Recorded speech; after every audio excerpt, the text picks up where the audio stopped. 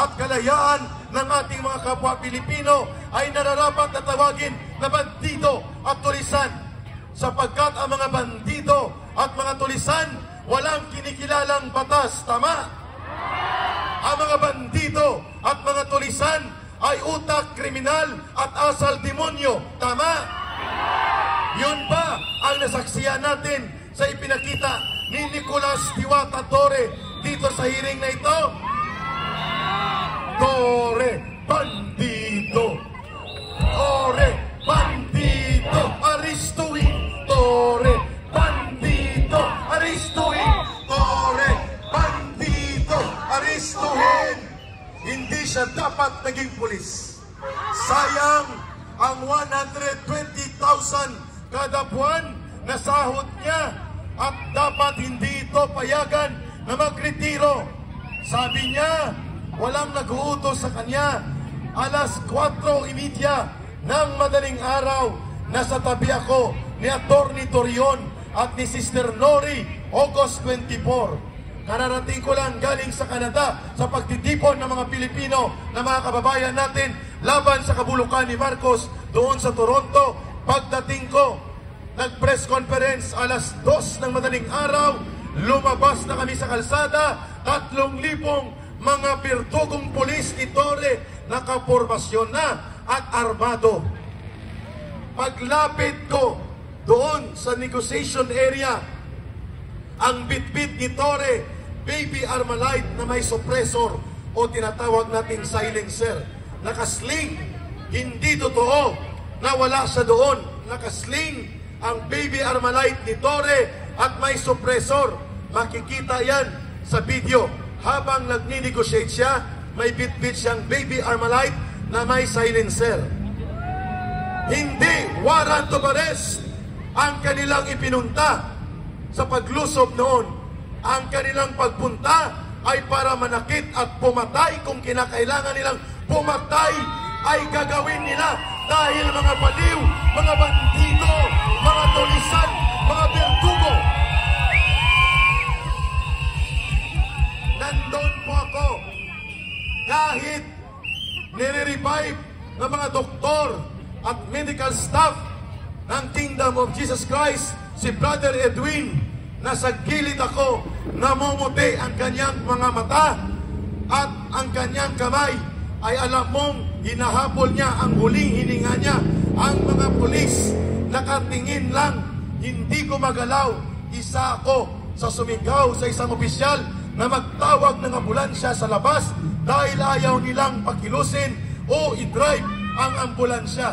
Nandun ako sa mga oras na yon. Nakita ko ang totoong nangyari. Kung nakaresponde ang ambulansya ng Kingdom of Jesus Christ, malaki ang possibility and chance na nag-survive at nabuhay pa si Brother Edwin. Kaya lahat ng ipiniresinta nitong bandido, tulisan, nuknukan sa pagkasinungaling ni si Nicolas Torre ay walang saysay. Una pa lang, sabi niya, patunayan nila na nag-uukay kami kasi baka ang kanilang mga pictures ginawa lang sa Photoshop.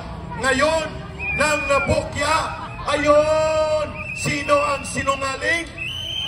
Ang mga pulis at si Torre. Bago, ayun na, ayan o. Ambulansya po ito ng Kingdom of Jesus Christ. Si Brother Edwin buhay pa. Kaya nagmamadali. Lawyer ito, ang sa gilid. Sinasabihan niya mga pulis na tumabi. Ang order ni Torre, huwag palalabasin o huwag pagagalawin ang ambulansya. At yan ay halos mahigit 20 minutos, close to 30 minutes. Pwede pa sanang maisalba ang buhay ni Brother Edwin. Ito yung hindi narinig sa Senate hearing, maririnig ang katotohanan sa liwasang Bonifacio. Si Nicolas Torre ang kriminal na dahilan kung bakit namatay ang ating brother missionary na si Brother Edwin. May utang na buhay si Nicolas Torre at dapat lamang hindi na ito payagan pa na magpapatuloy bilang pulis, lalo na general. Dapat dito arestuhin, sipain sa pagkapulis.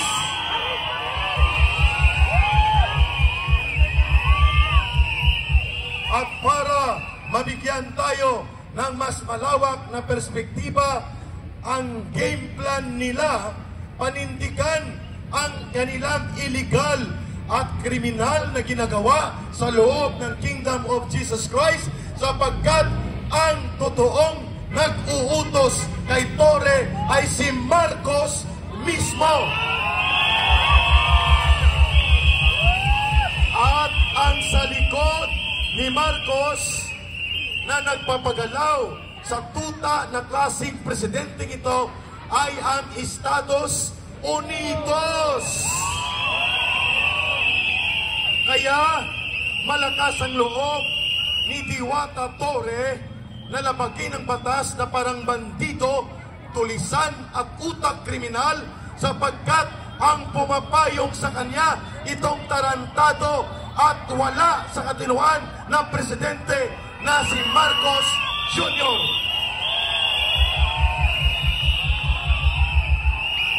Kung kaya, siyempre, kasama doon ang papel ng Amerika na gustong wasakin ang ministry ng Kingdom of Jesus Christ na pinagsumikapan ni Pastor Kibuloy at ng inyong mga liderato at mga misyonaryo na lumawak at lumago sa buong daigdig, including in more than 30 states in America.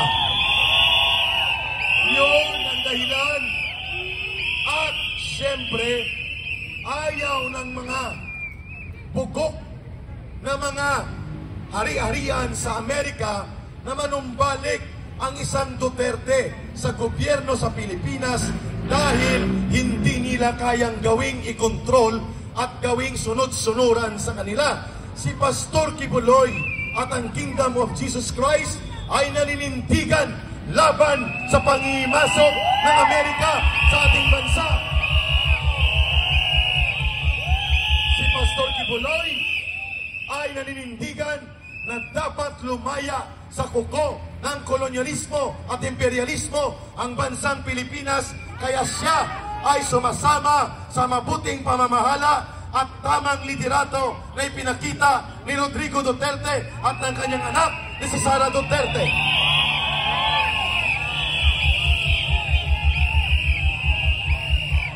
Si Pastor Kibuloy, ang Kingdom of Jesus Christ, ay hindi mga politiko, pero kayo ay may tungkuling ayusin ang ating bayan, maging matino ang pamahalaan, at dapat ito ay naglilingkod sa kabutihan, kapakanan at karapatan ng mamamayang Pilipino. Exactly why you are supporting si Pastor Kibuloy sa kanyang advokasya for humanity at mabuting pamamahala na ipinakita ng mga Duterte.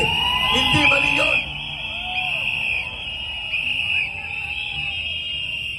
Samantalang ito, si Marcos Jr., para mapanatili ang pandarambong at pagnanakaw ng kanilang pamilya at maibalik ang kanilang dinambong at tinakaw sa kaban ng bayan, nagpaalipin at nagpakatuta sa Estados Unidos, kung kaya nagkahiwalay sila ng landas ng mga Duterte at ni Pastor Kibuloy. Iyon ang totoo. At dahil dyan, ito ang kanilang ginawa. Sa likod ni Marcos, ang demonyong mapangnupil at mapanakop at walang kinikilalang bansa, lahat pinapakialaman itong Estados Unidos na tinatawag naming dambuhalang imperialistang mang-aapi at mananakop.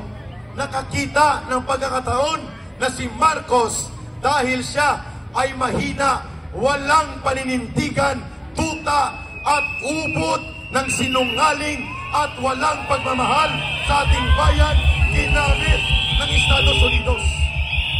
Yun ang totoo. The bigger picture is being clear right now.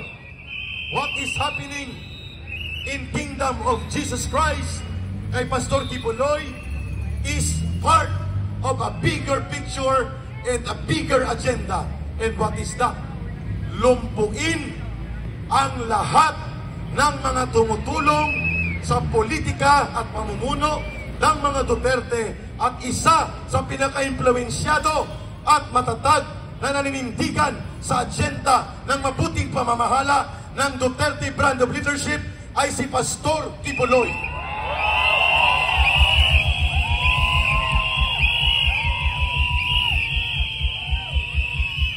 Pero sino ang pangmatagalan at pangunahing target ng Estados Unidos at ni Marcos sa kanilang ginagawang pang-aatake, paglusok, pananakit at ginagawang state terrorism sa laboratorio ng kanilang martial law sa KOGC at kay Pastor Kibuloy? Sino ang totoong target nila?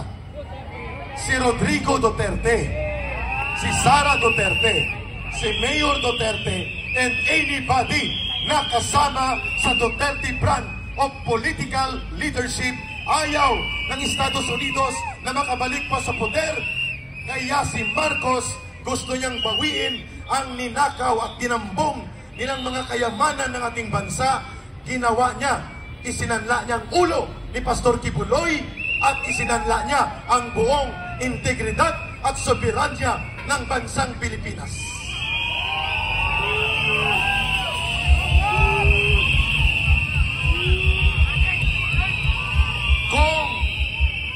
Kung ako man si Pastor Kibuloy, hindi rin ako susuko at pasasakop sa mamamatay tao na Estados Unidos at walang kwenta na uri ng gobyerno sapagkat alam ko na papatayin ako at lulusubin nila ang mga pundar ng Ministry of Kingdom of Jesus Christ.